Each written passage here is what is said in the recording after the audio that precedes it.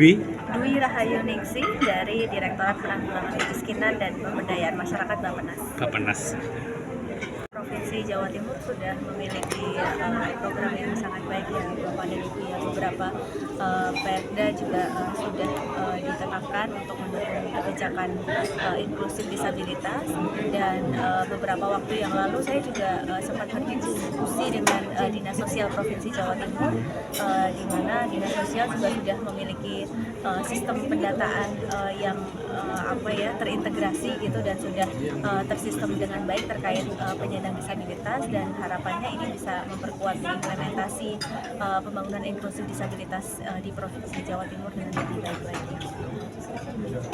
Ada apresiasi khusus dari ini. Ada apresiasi khusus. Iya, kami sangat mengapresiasi hal-hal yang sudah dilakukan oleh pemerintah Provinsi Jawa Timur, baik dalam hal perencanaan, penguatan kerangka kebijakan, penguatan pendataan untuk penyandang disabilitas, dan harapannya nanti pemerintah daerah Provinsi Jawa Timur seluruh jajarannya bisa semakin memperkuat pelibatan penyandang disabilitas, baik itu secara individu ataupun melalui organisasi penyandang disabilitas, sehingga kebijakan yang disusun dan dilaksanakan oleh Provinsi Jawa Timur benar-benar sesuai dengan permasalahan yang dihadapi oleh penyandang disabilitas. Kalau Bappenas hadir, Bapeda yang hadir berapa provinsi? Hari ini ada 11 Bapeda yang hadir, yang memang kami mengharapkan nanti bisa menjadi pionir ya untuk penetapan RADPD di masing-masing provinsi. Walaupun sebenarnya sudah ada provinsi lain yang sudah menetapkan RADPD, tetapi kami tidak mengundang hari ini, yaitu Provinsi Kalimantan Selatan. Rencana ke depan ada ini lagi program atau planning terkait dari Bappenas ya? Dari Bappenas, ya kami di Bappenas, terutama di Direktorat Penanggulangan Kemiskinan dan Pemberdayaan Masyarakat, memang diberikan mandat untuk mengawal proses penyusunan RADPD di provinsi, dan kemudian kami juga mengawal penyusunan dan pelaksanaan dari Rencana Aksi Nasional Penyandang Disabilitas. Jadi ke depan nanti kami di tahun 2024 kami harus mulai melakukan penyusunan Rencana Aksi Nasional periode kedua, dan kemudian kami juga tetap akan melanjutkan pendampingan dan juga advokasi kepada pemerintah provinsi untuk menyusun dan menetapkan Rencana Aksi Daerah Penyandang Disabilitas, dengan harapan juga mulai ada keterlibatan dari kabupaten kota sebagai implementator dari RAD ini. Sebenarnya ranahnya untuk perencanaan pembangunan Bapak ya. Jadi memang kewenangannya adalah mendorong perencanaan program dan kegiatan di masing-masing kementerian lembaga untuk lebih mengarah kepada pemberian manfaat yang lebih baik kepada penyandang disabilitas, termasuk juga berkoordinasi dengan Kementerian Keuangan untuk mendukung penganggarannya. Saya Rani dari Pusat Rehabilitasi Yakum Yogyakarta. Kegiatan hari ini adalah kegiatan untuk penguatan koordinasi antara pemerintah daerah dari 11 provinsi dengan organisasi penyandang disabilitas dan organisasi masyarakat sipil yang juga berasal dari 11 provinsi.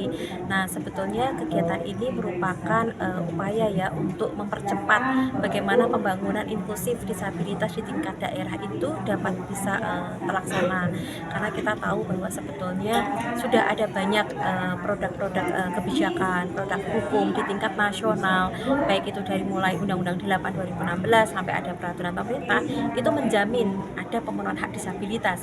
Tetapi kita tidak bisa memungkiri bahwa kebijakan di tingkat nasional itu belum tentu bisa diikuti secara cepat untuk pemenuhan hak disabilitas di tingkat daerah.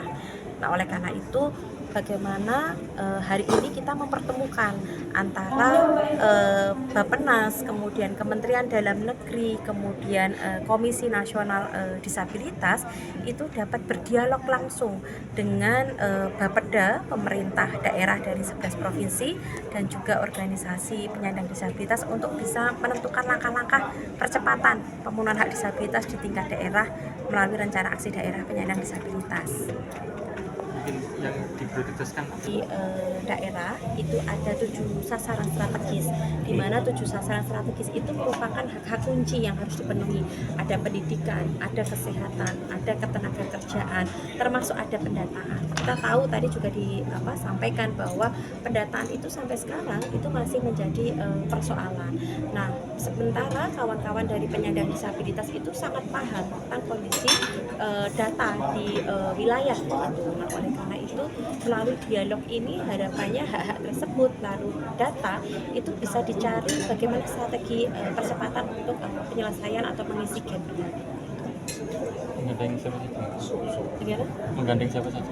Ya, menggandeng siapa saja tentu yang utama adalah dari kawan-kawan penyandang disabilitas ya, ada organisasi penyandang disabilitas. Di sini ada kawan-kawan dari 11 provinsi yang juga ada organisasi masyarakat sipil ini yang diharapkan bisa bergabung di dalam tim koordinasi untuk penyusunan rencana aksi disabilitas. Nah, tim koordinasi itu yang sebetulnya menjadi kunci bagaimana pelibatan secara bermakna dari kawan-kawan penyandang disabilitas yang nanti akan dibuat di dalam keputusan gubernur. Nah, selama ini kalau kita tidak mengawal, maka tim koordinasi ini dikhawatirkan hanya berasal dari pemerintah saja. Oleh karena itu, dialog ini sebetulnya sambil mendorong dan mengawal bahwa organisasi penyandang disabilitas, organisasi masyarakat sipil itu bisa terlibat aktif di dalam tim koordinasi untuk penyusunan rencana aksi daerah penyandang disabilitas tersebut. Banyak ragamnya ada 5, diharapkan 5 ragam tersebut terlibat. Nah, di pertemuan ini juga hadir perwakilan dari penyandang disabilitas mental psikososial yang selama ini masih tertinggal ya, karena dianggap tidak mampu, tetapi dengan adanya dialog ini diharapkan mereka juga bisa ikut aktif berpartisipasi.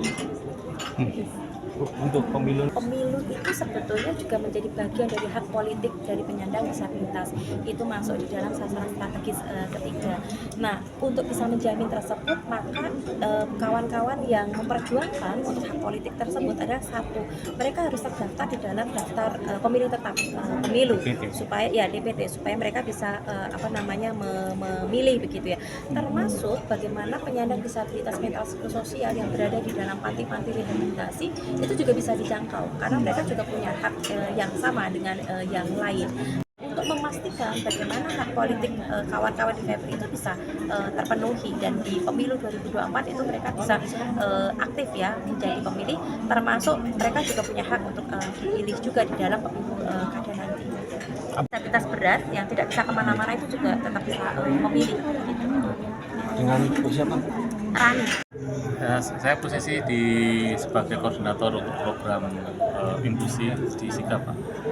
Ya, nama saya Rohman. Ya. Lebih ke penguatan kapasitas antara OPDIS di berbagai daerah di 11 provinsi itu untuk terkait rencana aksi daerah penyandang disabilitas. Nanti bisa ditambah oleh Mas Sarif bahwa ini kebetulan kami dari Sigap, Yakum, dan Formasi berkolaborasi untuk mendorong tercapainya dokumen atau rencana aksi daerah penyandang disabilitas di berbagai daerah. Jadi ada 11 provinsi yang kita undang hari ini. Salah satunya dari NTT, dari Jogja maupun dari beberapa wilayah yang lain, dari Sorong, dari Papua itu ada, dari Sulawesi Barat, dan juga dari Banten ya. Itu juga kita undang untuk sama-sama kita mendiskusikan terkait era DPD ini yang selama ini masih jauh ya dari penerapan dari PP 70 tahun 2019 ya Mas, 2019 itu dari amanat Undang-Undang Nomor 8 tahun 2016 tentang rencana induk penyandang disabilitas. Untuk pemerintah sendiri, Pak, pemerintah daerah, Pak ya, yang untuk penyandang disabilitas ini untuk mendukung disabilitas sendiri ini gimana sih, Pak? Untuk dukungan dari pemerintah daerah tentu sudah lumayan ya, tapi masih perlu ditingkatkan lagi agar punya program yang memang jelas untuk penyandang disabilitas. mungkin dari nanti Mas Sarif juga akan menjelaskan lebih lanjut terkait apa yang sudah dilakukan terkait rencana aksi daerah ini yang sudah dimulai di beberapa wilayah dan dilakukan asesmen kalau nggak salah, asesmen atau sosialisasi. Nanti Mas Sarif akan menjelaskan lebih jauh. Baik, Pak Syarif, Di Forum Masyarakat Pemantau untuk Indonesia Inklusif, di mana sebenarnya proses penyusunan rencana aksi daerah disabilitas ini, kegiatan ini merupakan kolaborasi ya dari berbagai macam pihak untuk mendorong isu inklusif disabilitas di sejumlah daerah. Nah, rencana aksi daerah penyandang disabilitas ini merupakan turunan dari RAN, Rencana Aksi Nasional Disabilitas, yang ketika ditarik ke level daerah itu diamanahkan daerahnya untuk menyusun RADPD.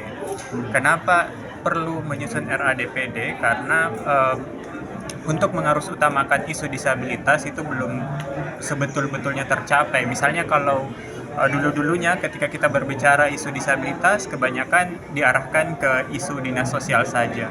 Nah, di dalam rencana aksi daerah disabilitas itu ada 7 sasaran strategis yang memberi amanah ke semua organisasi perangkat daerah untuk memiliki tanggung jawab yang sama di dalam upaya pemenuhan hak-hak disabilitas. Jadi Bapeda di sektor perencanaan punya tanggung jawab, dinas yang lain juga punya tanggung jawab, dinas ketenagakerjaan juga ada tanggung jawab, dan itu semua sudah tersusun secara sistematis di dalam 7 sasaran strategis dalam rencana aksi daerah penyandang disabilitas itu. Ya.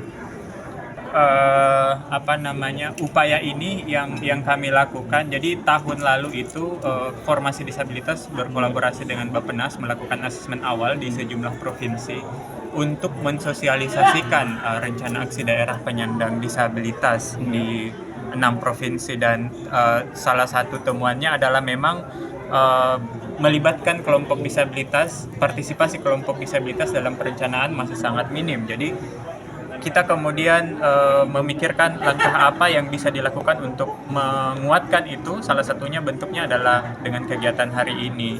Di sejumlah wilayah, Bapedanya mungkin sudah ada inisiatif untuk melibatkan penyandang disabilitas melalui musrembang khusus ya. Biasanya di beberapa daerah ada musrembang perempuan, anak, dan disabilitas. Nah, tetapi biasanya itu hanya berakhir di situ, dan kebutuhan kita adalah mengkonkretkan hasil musrembang itu menjadi RAD, Rencana Aksi Daerah Disabilitas, dan itu menjadi ranahnya Bapeda untuk mengkoordinasikan itu, menghubungi organisasi perangkat daerah yang lain untuk sama-sama mengerjakan tanggung jawab mereka di dalam isu disabilitas. Terakhir, dari penguatan koordinasi pertemuan ini, harapan apa yang diambil? Ya, pertama partisipasi kelompok disabilitas dalam proses perencanaan di daerah semakin dipertimbangkan, dikuatkan. Jadi ada kolaborasi bersama di dalam proses-proses pembangunan yang berlangsung di daerah, bukan hanya di bulan Desember di Hari Disabilitas Internasional, tetapi di semua proses. Kita berharap penyandang disabilitas atau organisasi disabilitas dilibatkan mulai dari proses perencanaan, itu biasanya di bulan Januari sampai Maret, kemudian implementasi program yang dilakukan di daerah, sampai kemudian ke tahap evaluasi dan monitoringnya. Karena penyandang disabilitas lah yang lebih tahu situasi seperti apa yang mereka hadapi, sehingga kemudian tantangan yang mereka hadapi sehari-hari itu bisa dikonkretkan dalam bentuk program yang dikerjakan oleh pemerintah daerah menjadi rencana aksi itu. Jaya, Head of Partnership and Policy di Inklusi.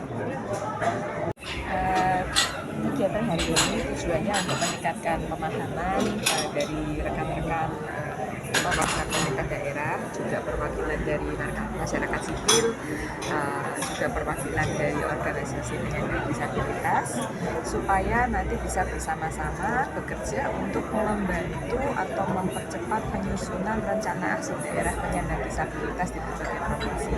Jadi bagi kami, bagi program inklusi, ini adalah kesempatan untuk berkoordinasi dengan lebih erat dengan berbagai pemangku kepentingan di daerah. Ada berapa provinsi? Saat ini yang datang sepanjang pengetahuan saya sekitar 10 provinsi ya. Undangan 11 atau 10 provinsi. Kemudian mungkin ada target khusus yang bisa Kami harapkan ada kolaborasi yang lebih erat sehingga pelaksanaan penyusunan RAD ini bisa berjalan dengan lancar. Juga hadir hari ini rekan dari Skala. Skala adalah program dukungan Australia juga untuk pemerintah Indonesia. Jadi kami harapkan ada koordinasi yang erat baik antara mitra-mitra inklusi dengan program Skala juga dengan Bappenas dan pemerintah daerah. Itu saja. Untuk tantangan sendiri Bu di kedepannya gimana sih Bu? Saya rasa semuanya ini masalah koordinasi Pak, juga masalah pemahaman. Jadi acara rangkaian ini 4 hari tujuannya untuk meningkatkan pemahaman juga sehingga semua pemerintah daerah paham pentingnya memiliki rencana aksi daerah untuk penyandang disabilitas, sehingga diharapkan dengan masyarakat sipil dan pemerintah semua meningkatkan pemahamannya, proses pembuatan rencana aksi daerah di berbagai provinsi ini berjalan lebih lancar. Untuk planning atau program yang terdekat ke depan itu seperti apa? Untuk 2023 rencananya ada 2 rencana aksi daerah yang diharapkan bisa selesai. Ini di Nusa Tenggara Barat dan juga di Jawa Barat. Target tercepatnya itu Pak, sehingga itu bisa dilaksanakan. Ada kendala-kendala sendiri kan? Meningkat memastikan semua pemerintah daerah paham pentingnya memiliki rencana aksi daerah ini, kemudian memastikan bahwa rekan-rekan masyarakat sipil juga memiliki kesempatan, memiliki pengalaman sama untuk membantu fasilitasi proses penyusunan. Ya. Dengan